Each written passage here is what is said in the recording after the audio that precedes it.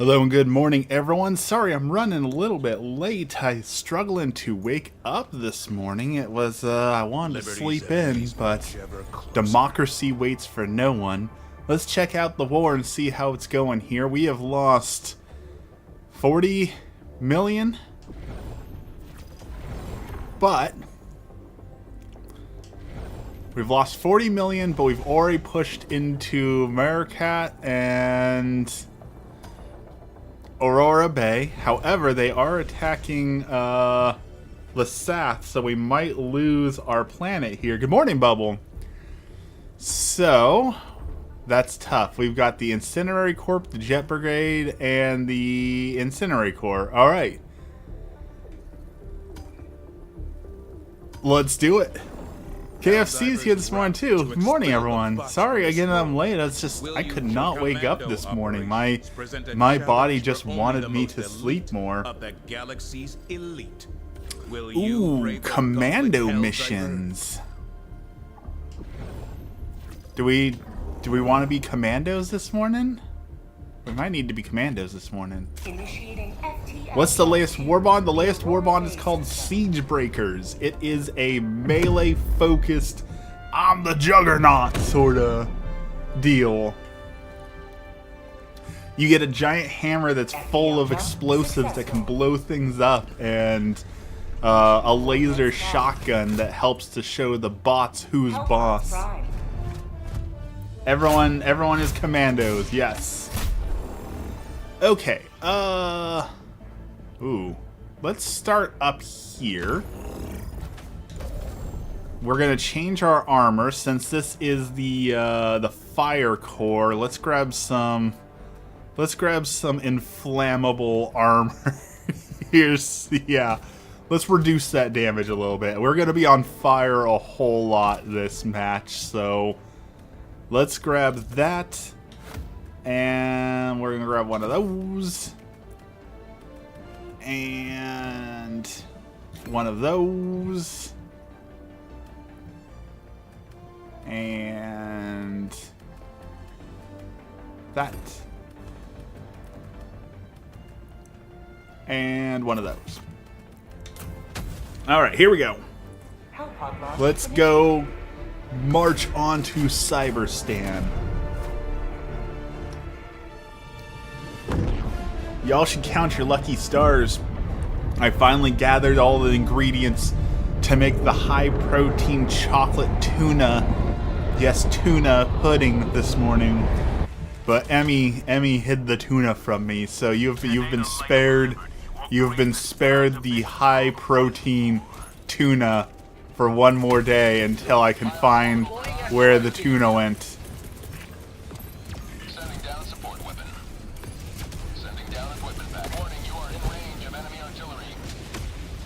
Oh, good. Enemy artillery right on top of us. This is gonna be a lot of chaos to start here. Emmy is a saint. You all just don't appreciate the vision. You don't see what I'm trying to do. I have a vision of deliciousness. All right. Walking Barrage did not do nearly as much as I had hoped it would do here. Still quite a lot of dudes left standing. Warning, you are in range of enemy artillery. Allied destroyer joining squadron, deploying Helldiver.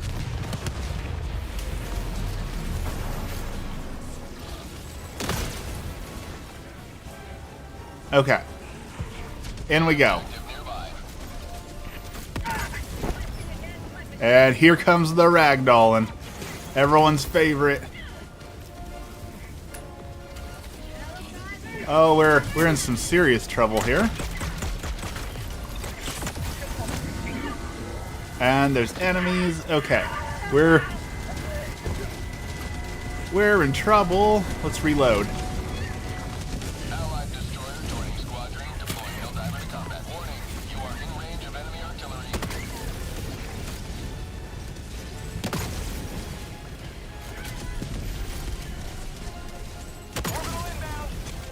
Oh, there's a big dude too. Okay, we're Deploying helicopter. okay. We need to rethink this. Reinforcing. Maybe not. That is one heck of a welcome party from the enemies. Holy cow, that is a lot of dudes. Request approved. Deploying reinforcements. Okay. Calling down a support weapon. North, 200 meters. Requesting tac. Calling in a hellbomb. Whoa! Warning, you are in range of enemy. What blew up? I don't even know what hit me. There's so many explosions going on. I don't even know what's happening.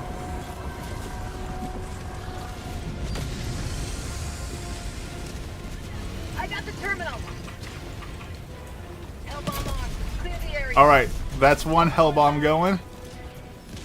That guy summoned a giant barrage.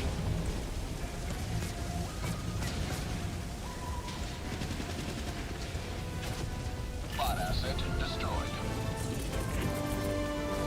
Requesting fortification. Whoa, where'd that guy come from? That dude just teleported out of the nothingness to try and get me.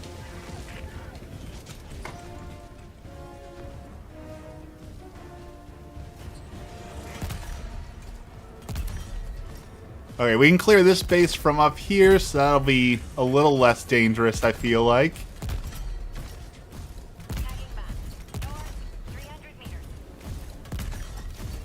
Outpost destroyed. Ooh, there's another one we can reach. We're fighting smarter, not harder here. Let's see. Calling in an eagle.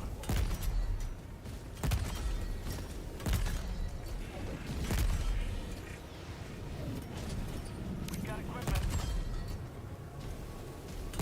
All right, Enemy tactical asset We're- within range. we're a sniper up here.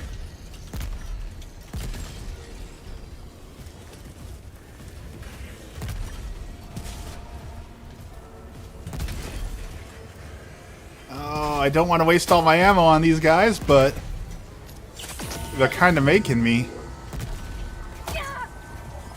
This is like the perfect spot to shoot these guys from, but... Oh!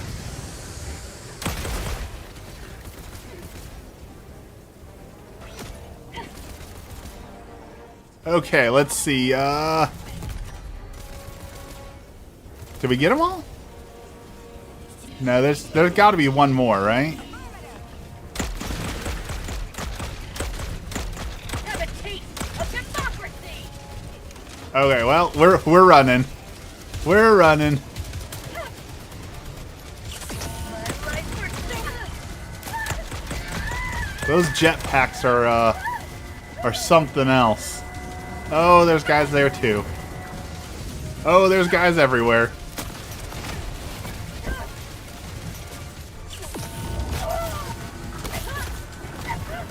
Oh, I can't move. There's so many explosions.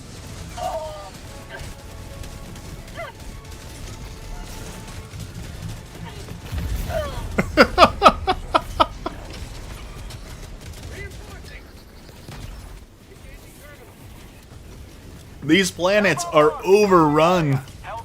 There are so many dudes. Objective complete. ready to liberate. Warning, you are in range of enemy artillery.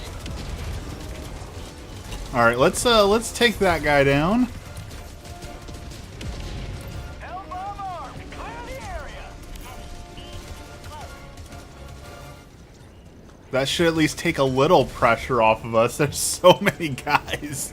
This is... One step closer Oh. to mission complete. Calling in reinforcements. There goes that guy. There are so many enemies. This is the most chaotic, like, fun mission that they have done in a long time. This March to Cyberstand is so brutal. Calling down fortification. I cannot believe how tough they've made this one, but how awesome it is to be facing like some real brutal challenges here.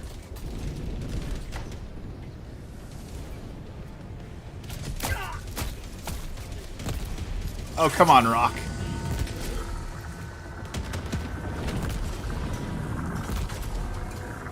Okay. If these guys can leave me alone for long enough, we can make some progress here. Destroy that. Destroy that. I hear robots. Alright.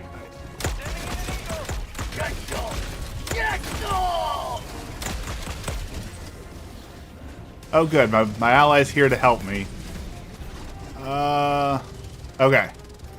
We need to destroy one more spawner, and I don't see the spawner at all. I'd like to avoid going in there if at all possible, but I really don't see a spawner in there. Heavy. North. Close. Destroy that one. Destroy that one. Destroy that one. And that one. And that one. Alright. We cleared out the spawners.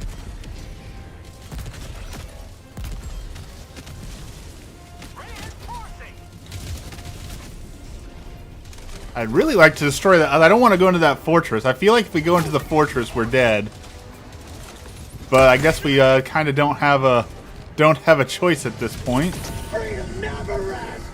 Let's see, maybe if we can sneak around and like jetpack the side or something here, so we don't have to go deep in. You know, see if we can avoid some pain.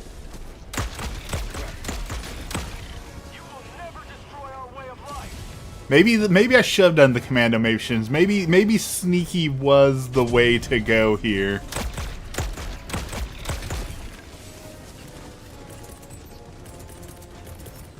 Calling down a support weapon. Requesting tac pack.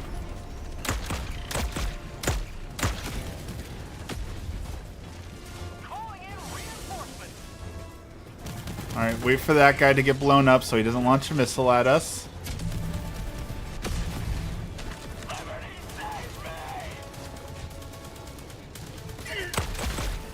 Okay.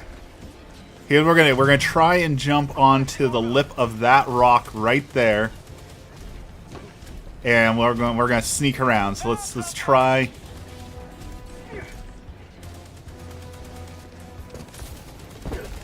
Oh, we almost. That was pretty darn close, actually. That was almost doable, I would say. Oh, hello there.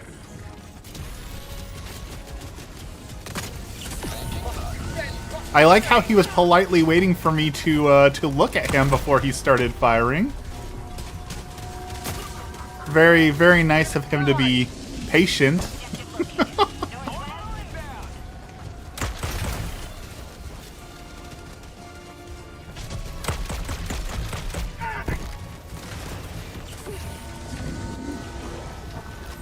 We're gonna become addicted to stims this run. No doubt about it. We are forming a dangerous addiction to stims.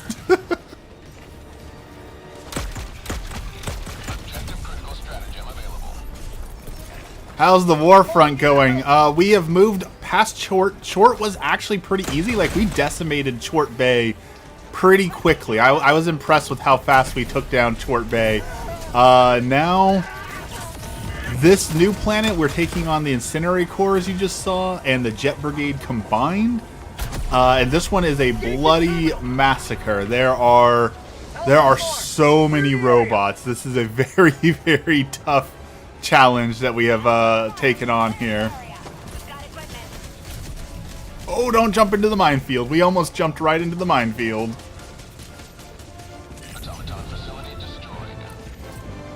So we're doing it, but we are going to be suffering more losses than the last few runs we've had. So if you jump in, be prepared for a very bloody time. Firing orbital barrage. Clear the area.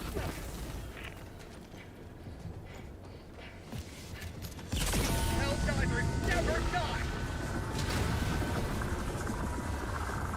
It's good we went for the Jet Brigade. What was the other option? It was Jet Brigade, or what was...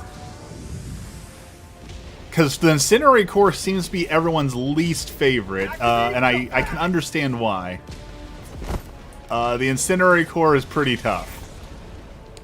Fire damage is no joke. We don't play with fire here.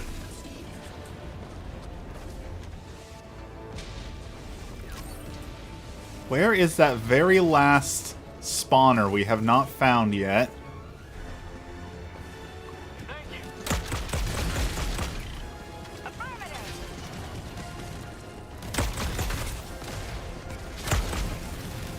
There it is. Okay. I see it. We're gonna do some reckless abandon running here.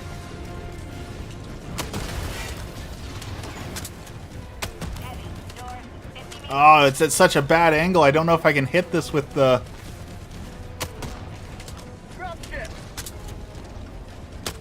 There we go. Alright, let's get out of here. The other planet wasn't anything special. I know Aurora Bay has the jet... Yeah. Both planets currently have the Jetpack Brigade on them, but this one also has Incendiary Core to make it even harder. Because, you know, Helldivers like it when we choose the path of most resistance. There's also apparently a new brand of... role players. I don't know if I want to call them trolls yet or not, but apparently there is a small subsection of people who are role playing that they want to free Cyberstan, and so they're going into games and intentionally team killing as much as they can so that we run out of reinforcements so that Cyberstan will be free. And, like, the roleplay aspect, it's kind of cool that we got some... We've always had a traitor brigade. There's always been people who've been role-playing as, like, renegade traitor group. So they've always existed, but, like, purposefully trying to sabotage the story for people kind of feels a little lame. Like, even if it's for roleplay, you know, it's the same thing in D&D when people start doing really dumb and terrible things like, ugh, but it's what my character would do. Okay, but why did you make your character someone who would sexually assault other people? Like, why would you make a character like that? That doesn't absolve you of the sin, right? Like, you are doing something that's making everyone uncomfortable. You're role playing in a very disgusting way. Like, I just don't understand why. Even if you're just trying to hide behind it's what my character would do, why would you make a character who would do that in the first place, you know? Yeah, exactly. Well, how long have you been playing, Burger? Because we've beat the bots before. Way back in the very beginning of the game, they gave us a mission that they didn't think we would win, and we won it. Where we wiped the bots off the face of the galaxy. The bots were unavailable for like 2 weeks. We beat the bots so bad that they no longer existed. And they had to make up new story to bring... Oh, yeah, so way back, in the first couple months of the game, we beat the bots so hardcore that they literally were on the map anymore. You couldn't fight the bots. You could only fight the bugs for like 2 weeks because we destroyed them so bad. So and then they had to come back and they basically said, oh well, that was just a like excursionary vanguard, and more bots have come now that you destroyed them so hard. So they had to give us them back because we have massacred the bots before. But I'll tell you, it felt really good for that like 2 weeks where it's like, wow, we changed the game so much that they literally like removed an enemy from the entire front. That was such a cool feeling. That's what made the game feel like so emergent and dynamic, was like I actually like made a difference in this game. The entire story is now different because of my actions. Like, that was such a cool feeling to have. So I understand why you'd want to get that again. Especially if you're on Xbox, you never got to experience that. Being able to experience the thrill of taking down the bots it's unlike anything else. And I hope we get that. I hope we make it to Cyberstan and get to experience that, because I too want to I want to face them. I want to fight the bots off. I'd like to eliminate the Illuminate forever too, but that's for a different reason. Injury? What injury? Ah! ETA T-minus 2 minutes. That is 100%. So in my most recent video, that was my exact theory, is that they were going to use this as an opportunity to introduce the cyborgs into the galaxy. However, they could also, I don't know if they could possibly be smart enough to plan this, like I don't know how they could, but for a long time it's been talked about having a rogue Helldivers faction. So a Super Earth faction made up of people who believe that Super Earth is evil and fighting other humans. And with these people doing like Cyberstan sympathizing and fighting against us, now would be the perfect time for them to introduce that as well. So I do think at the end of this, one way or another, we are going to get new enemies. I truly believe that at the end of this excursion, we are going to get a new set of enemies. Cyborg is most likely, but it could be really cool to have the Rogue faction finally make an appearance. Enemy Helldivers would be very tough because it would be like fighting a glass cannon, right? They'd be like us where it's like, okay, you can just shoot them once or twice and they go down, but it's the technology, right? If they're using the same weapons as us, that's a tough fight if they're going to be pulling out the same exact weapons that we're using. Let's grab this epic cannon. T-minus 20 seconds.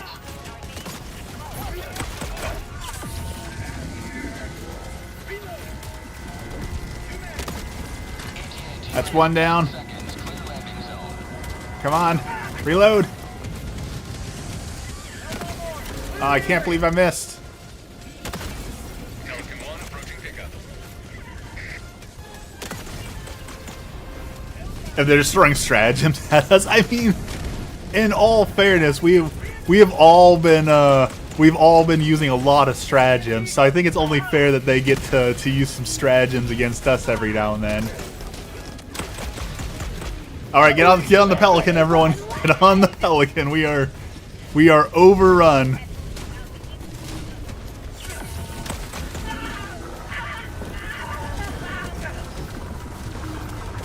Run! We're on the Pelican. Let's get out of here. Reinforcement budget depleted.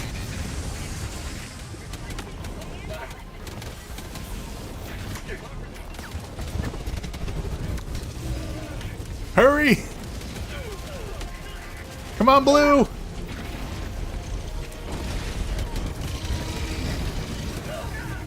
What?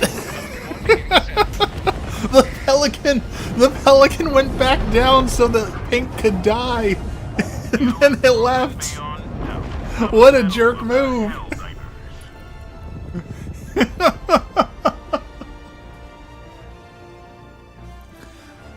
What an absolute jerk move, Pelican.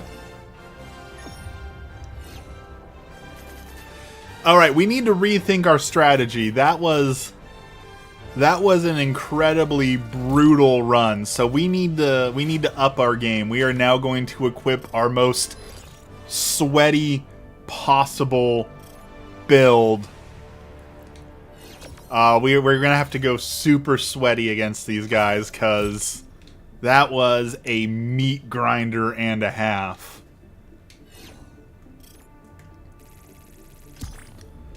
But we're already 17% of the way through Aurora Bay, so we are gonna get to Cyberstan. We are going to get to Cyberstan, and we are gonna crush the robots. Also, if you haven't been watching Burger, the devs are doing a really cool thing in the Discord. If you haven't joined the Discord channel, so the bots have hacked our Discord channel. And you can see the bot, like they changed the logo. All the devs look like bots, like all their pictures are bots now. And they're all talking to us in binary. So it's like a really cool tie-in to what's going on right now. So I really love how passionate about the game the devs are. that we're getting to deal with that. All right. Orbit synchronized. This is going to be a tough blitz. So we're going to grab the spear here, I think. I think the spear is the correct call. So we can knock some of these things out from a distance and then get out of here.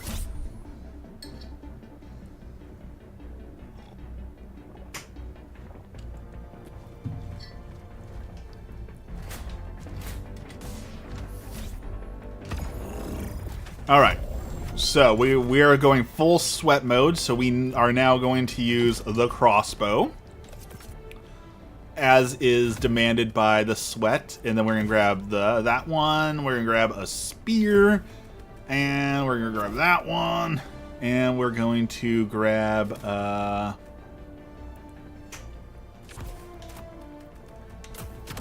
right. Let's teach these bots the true meaning of sweat.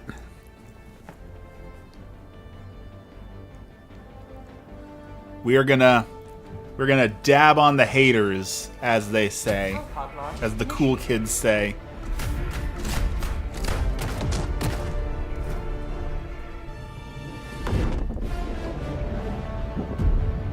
Ooh, that ice planet's really pretty. That blue in the background? A+. That is one of those things from fiction. Sea Death, good morning. One of those things from fiction you always see that I've always wanted, that I know like can't realistically ever happen. Also never do that in. You know how in like some animes and stuff, how they have those fictional planets where the thank you for the sub, Sea Death. Where like the planets have rings around them, so like when you look up at the night sky, you just see like rings all around the planet, and it's like really beautiful. Like, I wish we could have that on Earth, you know? I wish that we could have a ring around Earth so that when you look up at the night sky, it's just really pretty. We're in a bad position here. Thank you. I appreciate the likes and the subs. Every little bit helps. Every little bit of this stream is now going towards getting me to Italy. My wife and I want to make a pilgrimage to Italy this year, so we are trying to save up money to go see the Vatican, to go see the Pope, and to go live out our Catholic dreams of Italy. Tofu's here. Good morning, Tofu. Good morning, good morning. That is true. That's what I'm saying. I know that it's not possible, but it would be cool. Did it take long to get to 7,000 subs? Yes and no. So I've technically been on YouTube for 5 years, but for my first couple years, all I did was like just re-upload my streams from Twitch. So like I wasn't really trying. I've only really like been hardcore trying to gain subs on YouTube for 2 years. So 2 years is definitely a long time, but that's also atypical. I know I could have a lot more subs. I could grow a lot faster if I played the game. So here's the thing. I'll give you advice, but this advice, it's 50-50 on this. YouTube is like anything else. It is something that you can really, really sweat and try hard at and make a lot of progress in. And there's two real approaches. So I took approach one. Approach one was I never wanted to make content that I didn't enjoy. I never wanted to do clickbait. I never wanted to do any of the things that would make me grow faster. I never wanted to niche down, as they always say, you know, niche down, niche down. So if you only want to grow fast, if you only want to get subs and you want to see growth, then all of that advice truly does work. If you do clickbait, if you optimize your stuff to be clicked on, if you target like specifically children, like playing like Roblox, making clickbaity Roblox stuff, you will gain a ton of subs. That will happen. But it comes at the cost of integrity, right? Like, not everyone is out here wanting to make clickbait Roblox sort of stuff. So if you want to make genuine, authentic content, It takes a lot longer to find your audience. It takes a lot longer to make it, but it's a lot more authentic and good experience, in my opinion. So it's taken me years to get to 7,000 subs. So that's because I stream Catholicism, Helldivers, photography, writing, Dungeons and Dragons, all that sort of thing. So it takes a lot longer to find people who are interested in watching that, because there's a lot of people out there who will stop watching the second, like, I looked at my stats. YouTube does a great job of showing your stats. My number one cause of losing subscribers, over 60% of my subscribers I lose the text. And I do say stupid stuff sometimes. I will admit to that. Over 60% of my subscriber loss comes from what will happen is I will gain a new sub, and then they will come to my account to look at me. They will see that I am a Catholic content creator, because that's my page is all, my first thing it pops up as Catholicism, all that sort of thing, and they'll go, ew, religion, and then they'll immediately unsub, right? So if I didn't post any of the Catholic stuff and I only stuck to like Helldivers and maybe Dungeons and Dragons, I would definitely have 60% more subs, because that's what the YouTube stats tells me. I've lost 60% of my subs to people who look at my thing and say, ew, Catholicism, and then immediately leave. So if you only care about getting subscribers, niche down, only post about one thing, post a lot, and you will get the subscribers. But that will also suck the fun out of YouTube faster than anything else, right? When you start treating it like a job, and that you can't have fun, and that you have to, do what the algorithm tells you to do, it very quickly becomes an unfun experience.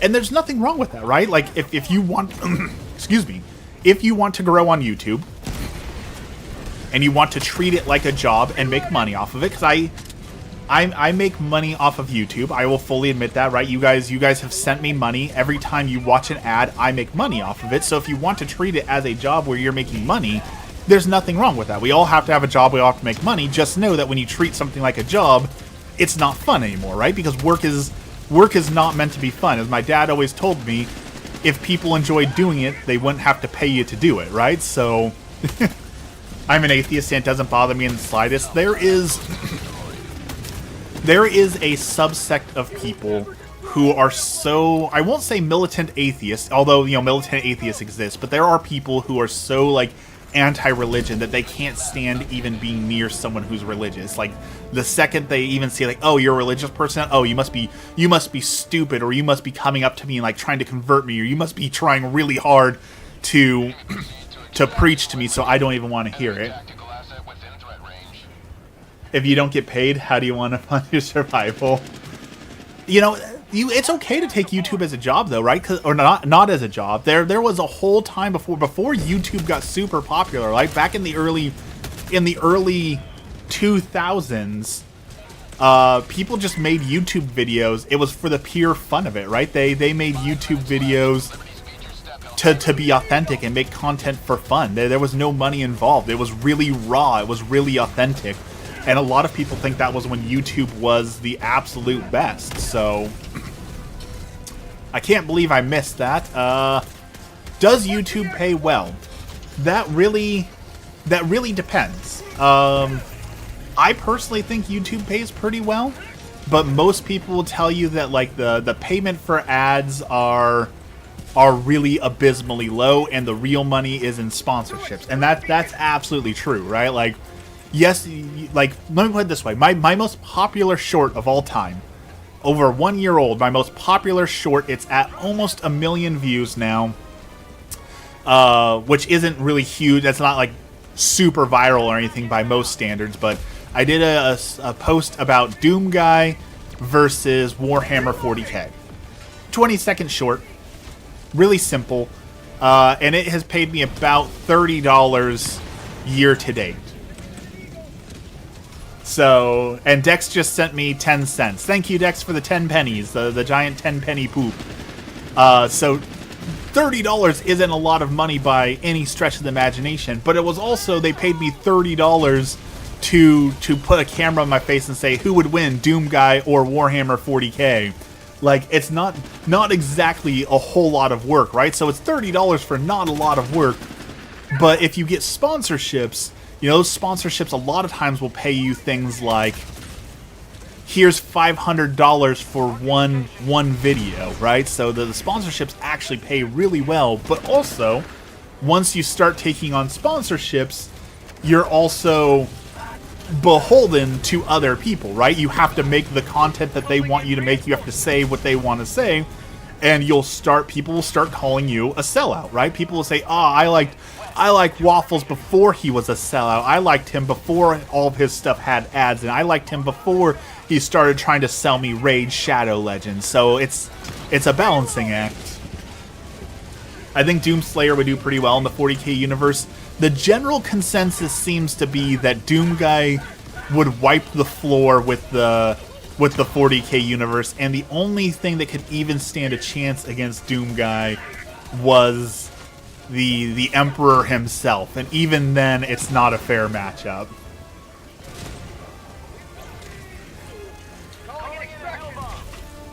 So, all these things are choices that you have to keep in mind on. Do you want to treat it like a job and get paid? Do you just want to have fun? Like, I rarely, excuse me, I don't know what's in my throat this morning. I rarely take on any sort of paid promotion, because if I don't believe in the service, I'm not going to recommend it, because first and foremost, my stream is always a Catholic stream first and foremost, so it has to reflect my values. And a part of those values is I won't try and sell you something that I don't personally believe in. So the only things I can take on are products that I personally use and personally think are of value to people. So my affiliates are Gamefly, because I use Gamefly. I think Gamefly is an amazing service. There is a Catholic coffee company. They sell really delicious coffee, and I believe in it. And I am also affiliated with some other group. I can't even remember now. That's how. But I also got an email this morning saying that they have canceled my affiliate program. All of my affiliate programs have been canceled because I haven't made a single sale in 6 months. So that should tell you about how well I try and get people to buy my stuff. How do you get sponsors? So there's a couple different ways you can get sponsors. Naturally, as you grow, eventually people will reach out to you just automatically. So what you want to make sure in your YouTube settings, make sure that you have your email turned on, because what will happen is people will reach out to that email and say, hey, I saw your YouTube, I like your stuff, I want you to sell for me. So that is the most natural way to get sponsors. You can also approach companies that you like. You can say, hey, I like your product. I want to sell your product on there. Here's what I'm thinking, and approach them that way. YouTube also has a marketplace for sponsors that currently doesn't work. So eventually YouTube will direct them directly to you, but right now it doesn't work. That's something I appreciate. I like that about Caleb Hammer as well. He keeps his channel about finances and recommends products and services in the realm in which he believes. Isn't there a huge Caleb Hammer scandal going on right now? Like, personally, I've never liked Caleb Hammer because it seemed like his content devolved into just screaming at people and telling them that they're really stupid. And I'm pretty sure he's used the R slur a few times. So I've never personally liked Caleb Hammer, but I can definitely respect someone who says, I'm not going to sell you garbage. I will only sell you what I personally believe in. Because that's the same way that I am. Like Gamefly, when I recommend Gamefly, it's because I personally get games from Gamefly every single month. And I see the value. I pay $25.95 is what I pay. $25.95 every single month for Gamefly. And they send me 2 games at a time. And I did the math. I rented $2,000 worth of games from Gamefly last year. $2,000 worth of games, and I only liked like 5% of those games. So I saved myself well into the thousands of dollars by paying 200 and something for GameFly, right? That just makes perfect sense to me. So I'll recommend that all day. Their service is great. Their customer service is great. I love them. But like, I also get ads all the time for, hey, would you like to recommend these Christian products? Since I'm a Catholic content creator, I will often get that. And I'll tell you, half of those Christian products are the absolute most low-tier, garbage-level junk that they're just trying, like, oh, well, you're Christian, so you have to buy the Christian product. And I hate that. That is, more than anything, I despise people who prey on dumb and gullible Christians. People who make content specifically be like, oh, well, if you're a real Christian, you'll buy our Jesus branded hoodie, and it's just literally the most garbage tier, low cost drop shipping Jesus hoodie that when you put it on, it'll feel like absolute garbage. I hate it. I hate it. I hate it. I hate it.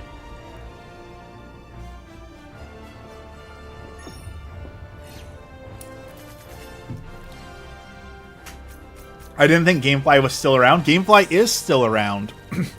And here's the thing, like, you get a PlayStation 5, you buy a disc drive for $70, and now you can rent every single game from GameFly without having to buy another PlayStation 5 game. Boom. Money well spent. People don't like Caleb because they can't handle hard truth. He's not in the business of coddling the people who go on the show. He rips the Band-Aid off and is harsh. He is very harsh with his delivery. He feels like Dave Ramsey to me, and I've never liked Dave Ramsey because Dave Ramsey feels really, really out of touch, and his advice always boils down to the same thing, which is like, well, you need to save more money, you have to pay more money. Well, yeah, that's obvious, right? Like it personally, and maybe I'm wrong. I will fully admit maybe I'm wrong on this. But it doesn't do any good to tell a poor person that they need to make more money, right? Everyone knows that making more money will solve your problem, but when you make $50,000 a year and your rent is $30,000 a year, like, the solution is obvious, but it's not that easy always to make more money, you know? Mission coordinates locked. Caleb is a content farm. That's another great, like, here's the thing. If you want to make the most money, I will tell you, how do you make the most money off of YouTube? And YouTube is starting to ban them now, so this is going away. Make 10,000 low quality AI videos a day. If you can make a boomer AI farm, you will make so much money. I have seen people make literally thousands of dollars a day off of videos like, it's an AI that says, this guy has been raptured. Watch as he floats up into the sky. The rapture is happening. And then every boomer and their mother is like, oh, the rapture's happening. Did you see that? Did you see that video? That is how you make the most money off of AI. If you make AI videos for boomers, you will make so much money off of YouTube. It's so gross. It's so gross, but I can't deny it. I can't deny that it is effective in making money. Because here's the thing: there is a scary amount of people who are just like physically unable to tell if something is AI or not, and they get fooled and tricked by every single thing like no other. Like the most viewed video on YouTube over the last like 3 years was literally a monkey. It was an AI monkey that was built like bowling alley graphics. Like, we're talking early 2000s CGI, nowhere believable. It's an AI video of a monkey that sees a boulder on a cliff, and it runs in the street to stop a bus from plowing through the boulder, and all the children get off the bus and thank the monkey for saving their lives. something like 15 million views on that, and every comment is like, holy cow, God is good. Did you see how that monkey stopped those children from dying? Like, God is so good, because they can't believe that that's not real. Like, they see that video, like, wow, look at that monkey. And it's the kind of CGI you would see in a bowling alley. Like, that's nowhere near even believable, and yet 20 billion views on that. I also saw one that's got almost 5 million views about the secret village in the sky, and it's a really low quality AI video about this voice going, did you know deep in the Himalayas, 10,000 feet in the air, there is a city in the sky that is made of all waterfalls that people have been secretly living in? And all the boomers on Facebook are like, wow, did you know they just discovered this floating city in the sky? Look at how beautiful it is, and how could they have kept that hidden from us for so long? And look at how beautiful, like, God is so good, like, look at the beauty he's given us. Fully believe that is a real thing. So that I guess that falls under unethical life hacks. That is how you make real money off of YouTube. He's like Judge Judy. So here's the thing that I think a lot of people get disappointed in. I'm gonna spoil Judge Judy for you. Are you all ready to? The magic of Judge Judy is gonna be gone for you all. So, did you know that Judge Judy is not actually a judge? That the entire show is actually fake, and all it is she pretends to dress up like a judge, and everyone who goes onto the show agrees to what they call third-party arbitration. So everyone who's going on to the show agrees that they will treat Judge Judy like a judge, and whatever decision she makes as an impartial third-party arbitrator is what they will agree to. So she actually has no judgeship. She's not actually like a legal authority, but because they've agreed to third-party arbitration, they have to do what she says because that is what the parties have agreed to. So she could say and do whatever she wants on her show, and the people would have to be bound to it because they've agreed to the third-party arbitration. So the magic of Judge Judy is gone. She's not actually a judge.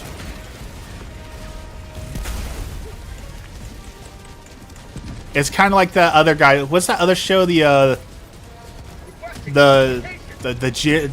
Jerry Springsteen, Bruce Springsteen, where they always fight. Like, it's just third-party arbitration, and that's like, if you read the clause. Now this one I'm not 100%. I haven't read this myself, but the internet says that the Bruce Springsteen, Jerry Springer, whatever show is third-party arbitration, and in their clauses, in their Santa clauses, they state that they are allowed to fake, change, and alter the results of the pregnancy tests if they believe that it will make for better TV. So my understanding, according to Reddit, is that they are fully allowed to alter the results of your DNA and paternity tests if it makes convincing, compelling, and good TV. So that's one of those, make sure you read the terms and conditions fully, because that feels like that could mess up your life pretty hardcore if you're not aware of that. Calling in reinforcements. I'm pretty sure it's Jerry Springer. Bruce Springsteen.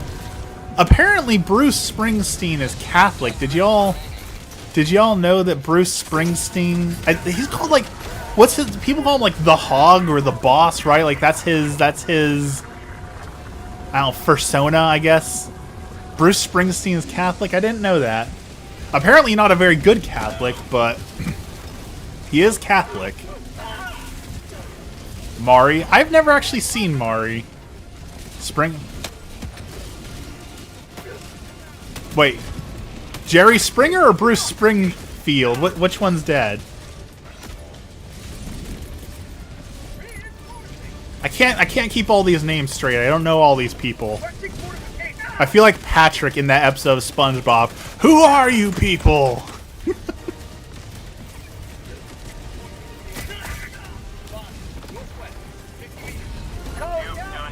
And I know that we're about ready to make Dex mad since we have ventured into the realm of music. That's gonna upset Dex. Mari is the "You're Not the Father" guy. I'm pretty sure that's who he is. Maybe is Bruce Springsteen dead? I thought he was touring lately. Pelican 1 approaching pickup. Pelican 1 awaiting Helldivers. Please enter the extraction radius. Reinforce. I never know. I never know. I can't keep up with all these celebrities.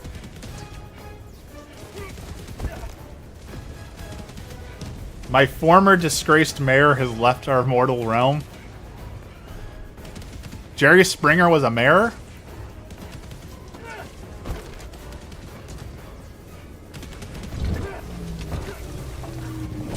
I mean, it's not that big of a feat, right? Like Emmy was asking me the other day if I thought that she could be like a mayor or go into a position of power to make changes in our government and actually make the world a better place. And I told her that like I know that she could do the job.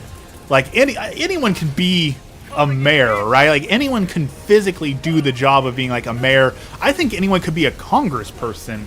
It's getting elected that's the hard part, and convincing people to vote for a hardcore Catholic who actually has morals and takes a stance. that I don't think is going to happen. That's the hard part. Is I don't think people are going to vote for someone with like morals and ethics. There's a literal duck as a mayor. There's a duck as a mayor. I think in Alaska they have a cat or a dog as a mayor. Like anyone can be a mayor. Victory was never in doubt.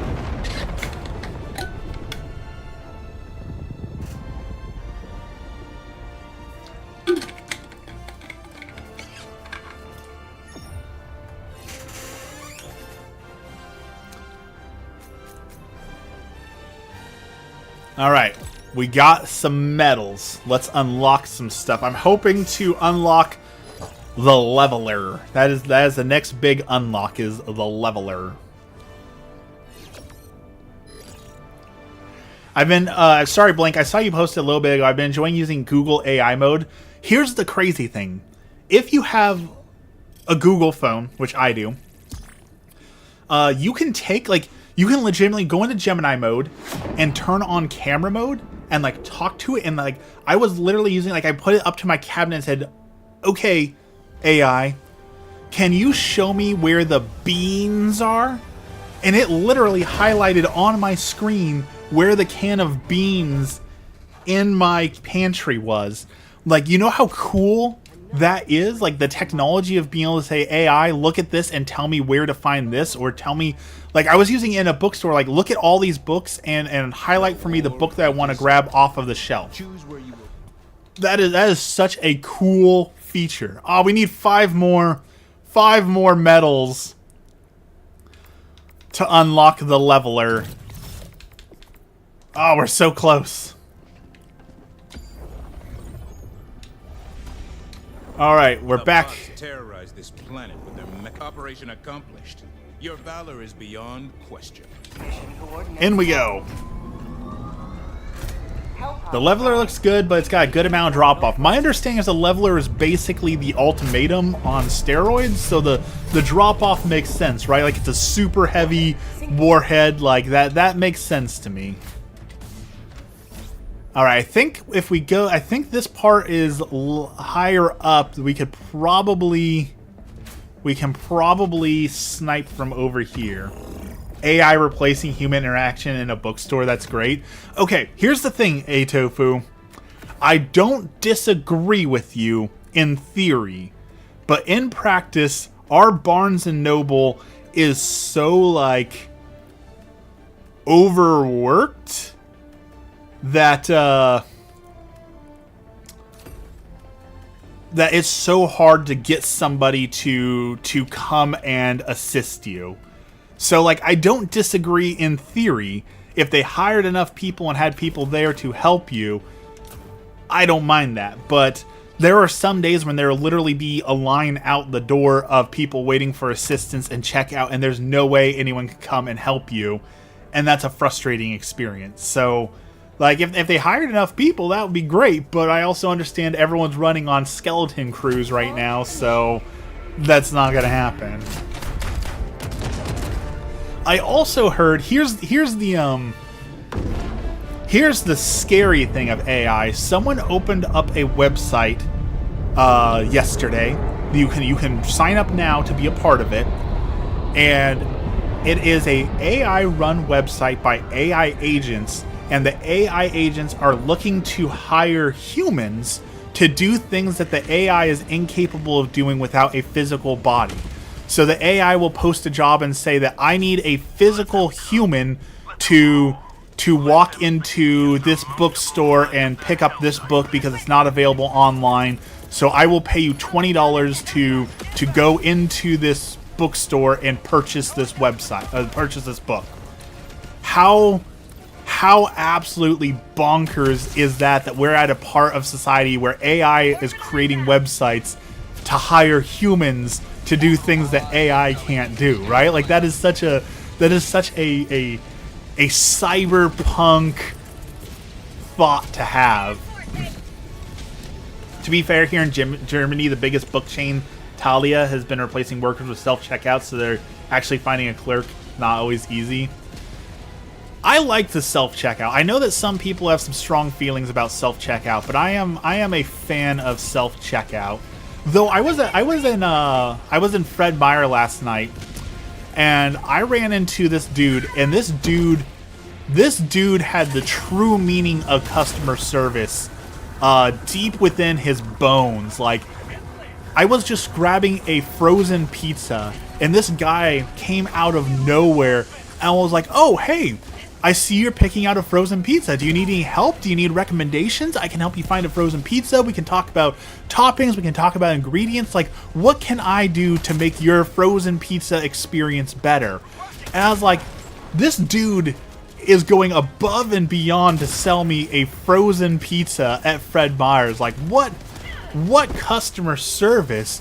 But I also know there's a lot of people who are like, why are you talking to me? Leave me alone. I don't need human interaction in my frozen pizza sales experience, right? So, like, I understand both sides, where some people are like, well, I don't want to talk to somebody else. I just want to buy my frozen pizza and get out.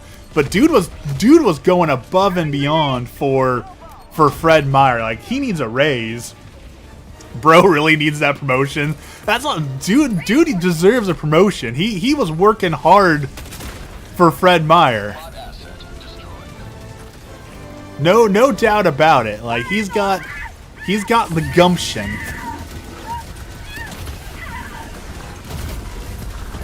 Oh, things are exploding. Things are exploding. At that point, DiGiorno isn't worth it. I'll choose delivery. I definitely understand that there are some people who would be like, please don't talk to me that much. Please don't be that chipper in my interactions.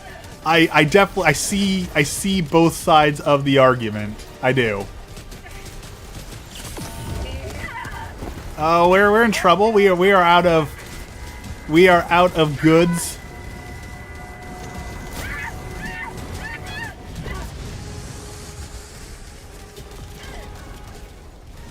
We are out of everything now. We are.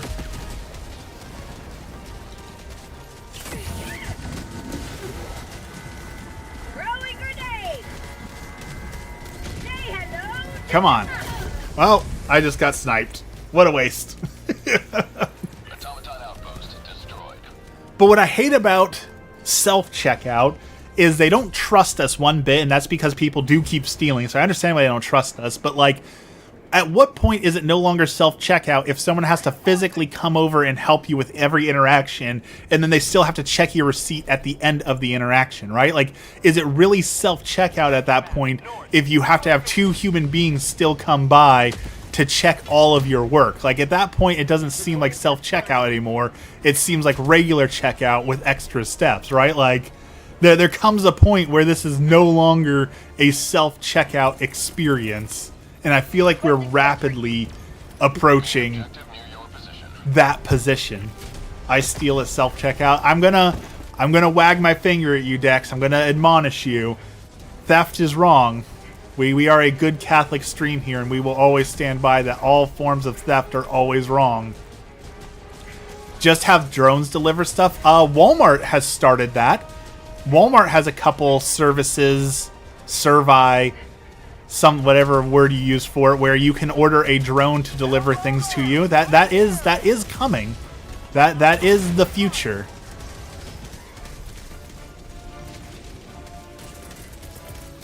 Requesting fortification. And as a certified drone pilot, I would love that job. Honestly, I would love the job of going and piloting the drones to deliver people's groceries and stuff. Like, I love flying drones. I would do that all day in a heartbeat. That is 100% a job of love. Come on, dude, really? The first time you can aim accurately and you blow up my stuff.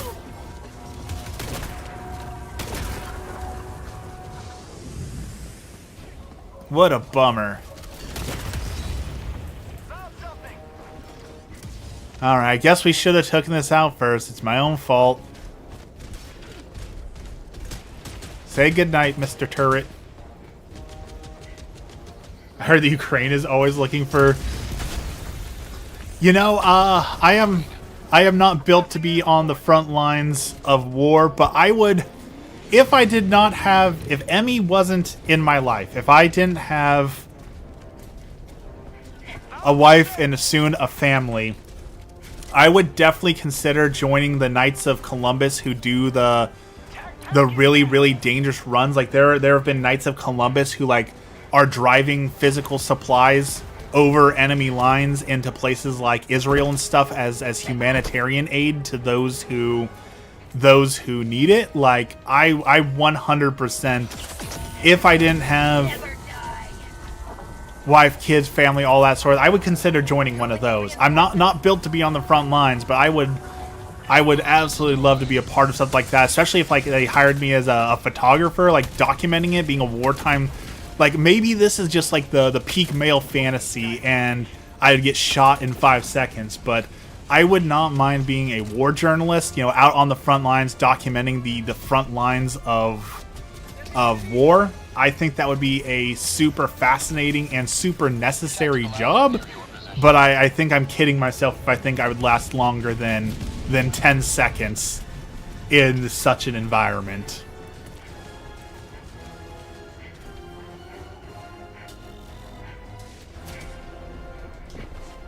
There is a new drone I also want. The new A1 anti-gravity 360 drone looks really cool, but it's $1,000, and that $1,000 could very easily go towards Italy. So unfortunately, the dreams of drone is gonna have to wait a couple years until after I go to Italy, because I'm not willing to give up Italy to buy a drone that I'm going to fly a few times and get 6 views on social media for, you know?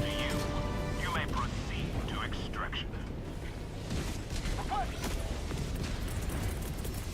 If I actually made money off of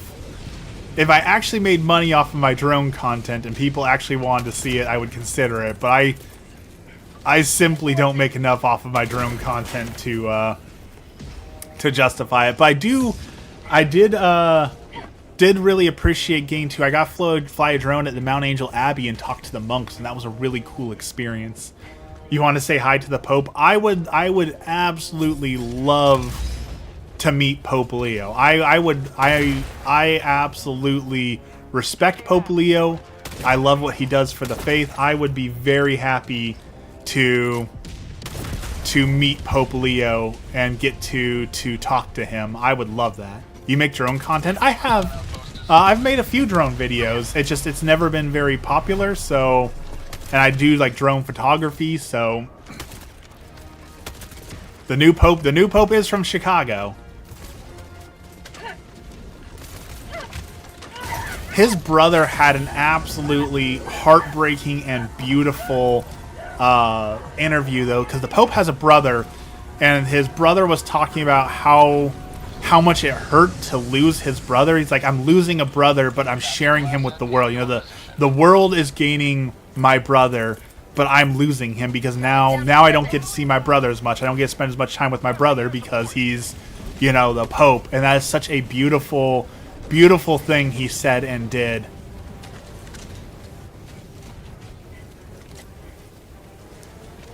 It's another one of those things like, would I love to be Pope?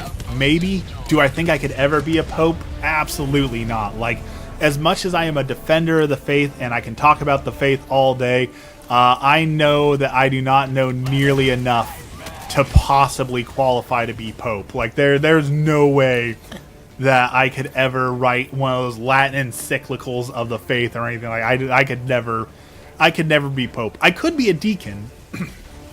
Emmy and I have talked about that a few times, becoming a deacon of the faith. But here's the thing about that is we want to have a kid this year or next year, and being a deacon requires that every Saturday and Sunday for the rest of my life is dedicated to God. And while that is a beautiful and wonderful thing, I couldn't possibly be a good father if every single weekend was dedicated to God and not my kid, right? Like, God gives us vocations. Mine was towards marriage, and a part of that is having children, and being a good father is a part of that. So as much as I would love to be a deacon and get to celebrate the Mass and educate and bring people into the faith, I 100% understand that is not my place, right? It's the same thing with, like, I want to be a great photographer. I want to be in National Geographic. I want to share my art with the world. But at the end of the day, God has called me to be a husband, a father, Requesting sentry. a family person first and foremost. So my only real and true goals in the world are to help Emmy, me, and our future child get to heaven. That is my calling. So if I'm never a well-known artist, that's okay, right? That's not my calling.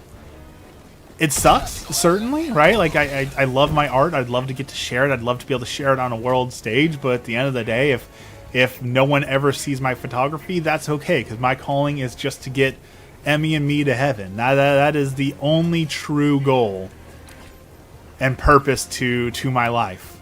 And accepting that can be very hard, right? Like, we all have big goals of being rock stars or artists, or I want to be an author. I want to write books that people will read. But at the end of the day, that's not my point. That's not my purpose. That's not what I was made for.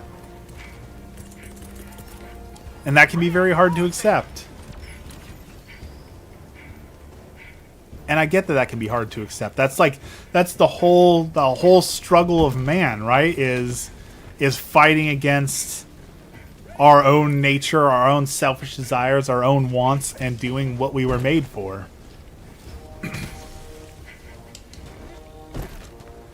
I do not know what's stuck in my throat this morning. I'm getting so frustrated with that. Alright. To repop. I mean, that is one of God's first commandments to man, is to go forth and repopulate, right? To be fruitful and multiply. That is one of the commandments. So every person has what we call a vocation, or basically a job that God has called us to do. Some people are called to be priests, right? I was not called to the priesthood. I will never be a priest. Some people are called to monastic life, right? A life dedicated to God of quiet contemplation and prayer. I was not called to be a priest. The vast majority of people are called to the vocation of marriage, which is to get married, to have kids, to... that guy ran right into my bullet. Frustrating. To do all those sorts of things. So Now, do people fight against those vocations? Absolutely. Do some people not want to accept those vocations? Absolutely. It's a lifelong journey to figure out what our purpose and what God made us to do.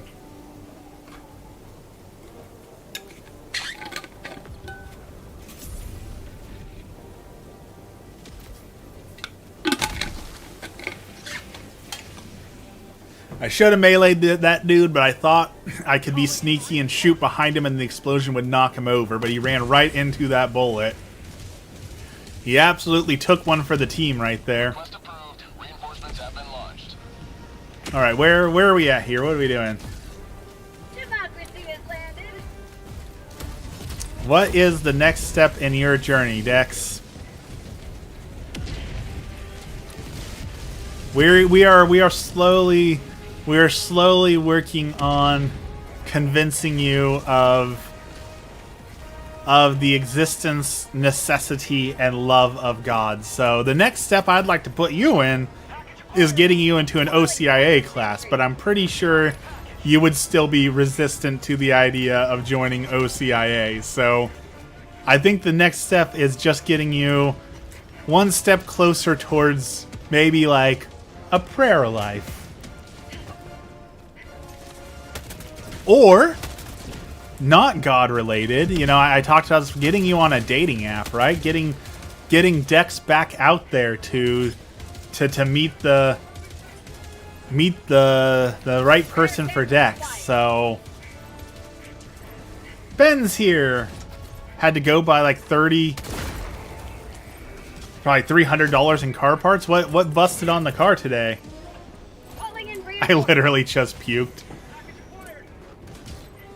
I knew you'd be resistant to it, Dex, but I think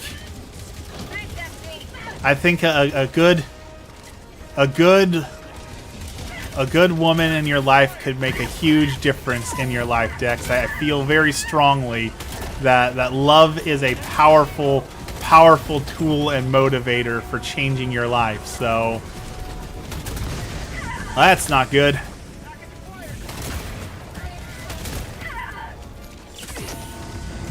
That's really not good. Reinforcing.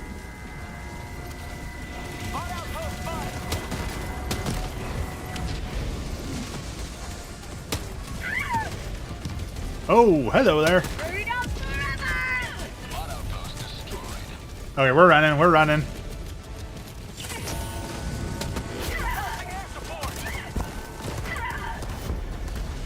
The solenoids, intake, outtake, camshaft sensors, valve cover, gasket.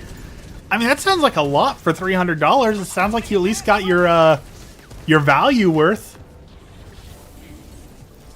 You know, sounds like you're doing it yourself. Because if you went to a dealership to do that, that sounds like $1,500 worth of work, maybe $2,000 worth of work.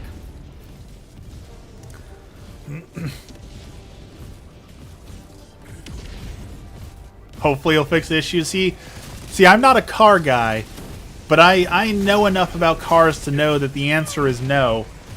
Even if all of those things fix your issues, then something else will go wrong, because cars like to break and reject parts and always suck up money. It's been using oil and idling horribly.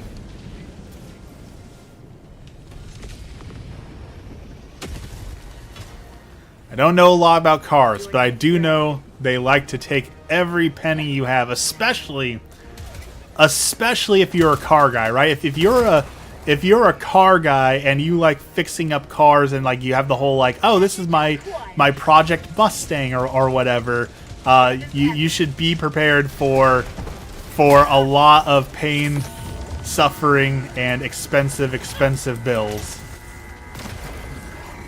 Mine uses a quarter of oil a week. That is a lot of oil. That is a lot of oil. Had to replace an alternator and battery. Bag's empty.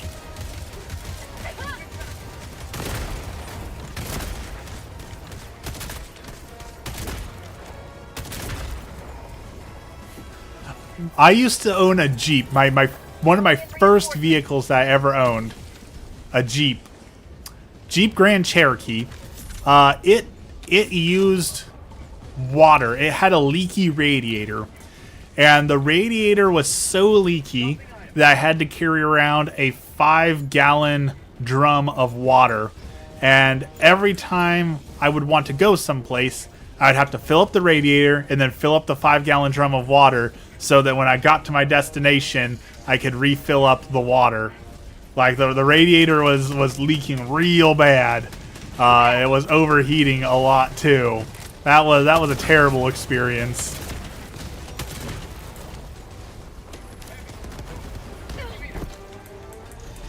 Then I had a 1964 Chevy pickup truck, and the door gaskets were so rotted out on it that when it would rain inside the vehicle. That was real frustrating. Had to carry 10 milk jugs in my truck of water for that exact reason. It sucks in the moment, but you don't realize as you get older, like, there's some nostalgia for that, right? Like that old pickup truck. I'll tell you, here's a funny story about that pickup truck. I met Emmy when I had that truck. And for our first date, you know, it's a pickup truck. So there is 3 seats in the pickup truck. There is your seat to drive. There is the middle seat, and then there is the passenger seat, right? That is the only seats in your truck. So when I went to pick up Emmy for our first date, I cannot tell you how long I spent thinking, like, trying to figure out, like, okay, well, where does she sit, right? Like, because if she sits in the passenger seat, it's going to be leaky and horrible. But if she sits next to me, that feels like creepy because, like, hey, I know this is our first date and all, but you have to sit right next to me on the middle seat right next to me so our legs can touch. Like, that feels really creepy. So I spent a lot of time to be like, how do I take her on this date in my car, in my truck with 3 seats without looking like a creep and making it uncomfortable? But that truck took us on so many. Let's see, she didn't have a car. That was our only option. Was the rusted, beat up truck.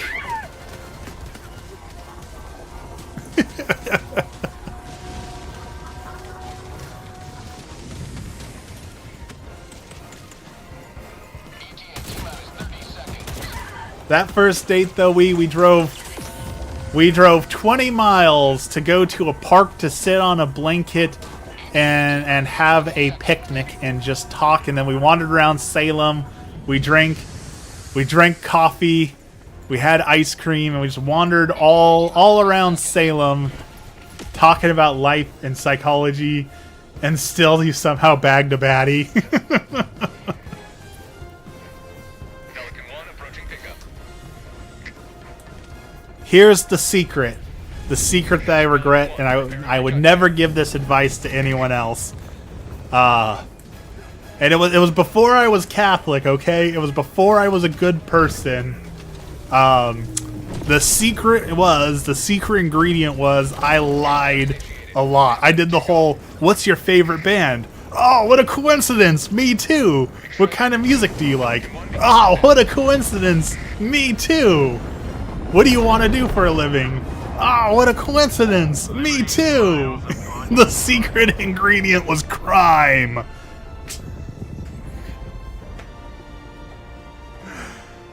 God forgive me.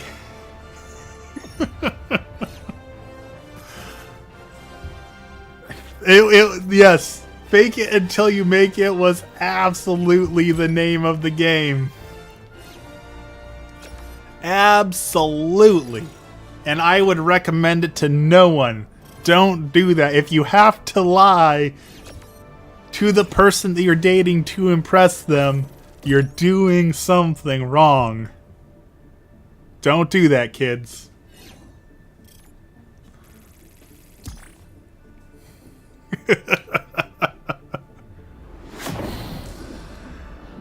Yeah.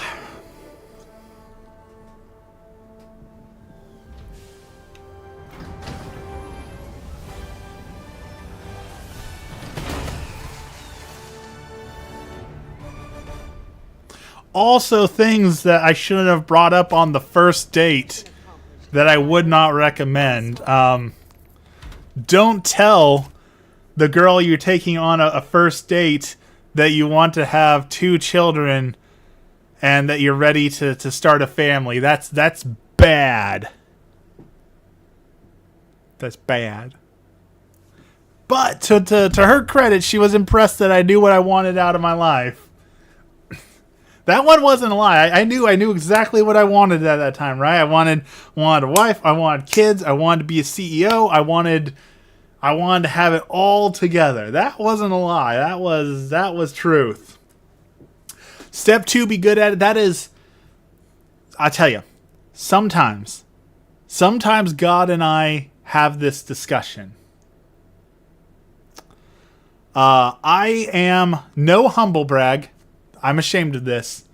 I am an incredible liar. I am really great at lying. It is a very good skill of mine, and it's a skill I'm not allowed to use because my religion forbids me from lying. So I have this really, really good talent that I could use for something, but I'm not allowed to.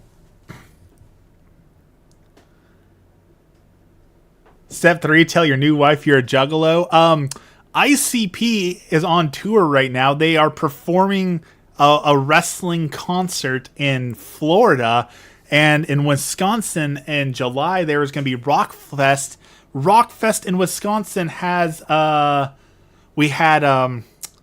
have ICP, Hollywood Undead, Hailstorm, Limp Bizkit. Like, what a lineup, right? Hollywood Undead and Limp Bizkit and ICP all in one place. I'm going to say this lovingly. That concert is going to smell so bad. So bad. Limp Bizkit fans, Juggalos, and Hollywood Undead fans all in one room. That is going to smell like a Magic the Gathering concert. God forgive me. Who I don't speak divorced dad is Limp Bizkit is divorced dad rock. I'll give you that. But you know, Hollywood Undead is much more edgy teenager. Edgy teenager territory, I feel like, than divorced dad. All right, I've got to go. That is it for the stream today. Sorry it's a short stream because I was late, but I gotta go stand up for a second, make breakfast, and get prepared because I've got some things going on. I've got big stuff and things going on. So that is it for me today. I will see you all on Friday. Let's end with our prayer as always. In the name of the Father, the Son, and the Holy Spirit, our Father, who art in heaven, hallowed be thy name. Thy kingdom come, thy will be done on earth as it is in heaven. Give us this day our daily bread, and forgive us our trespasses as we forgive those who trespass against us. And lead us not into temptation, but deliver us from evil. Amen. Lord, thank you for this blessed day, and thank you for all that you do for us. Today we continue to pray for all the victims of violence, abuse, war, whatever it may be. Lord, bring about an end to it. Bring about peace for all. Today we pray for those who don't have enough food, those who are lacking shelter, those who are unhoused, those who are out on the streets suffering. Lord, help us to see those needs in our community and give towards charity and those people who need help in these situations. We pray for the students as the world continues to talk about children being left behind, children who are unable to read, children who are unable to grasp the school concepts. Lord, help our children to learn and help them to get through these struggles. We pray for the priests, the vocation of the priesthood. They are currently lacking priests. It is getting harder and harder every day out there as they are getting older and older. Lord, help our priests. And finally, we pray for those in purgatory, those souls who have been forgotten, those souls who have no one left to pray for them. Lord, help them. All this we pray in the name of the Father, the Son, and the Holy Spirit. Amen.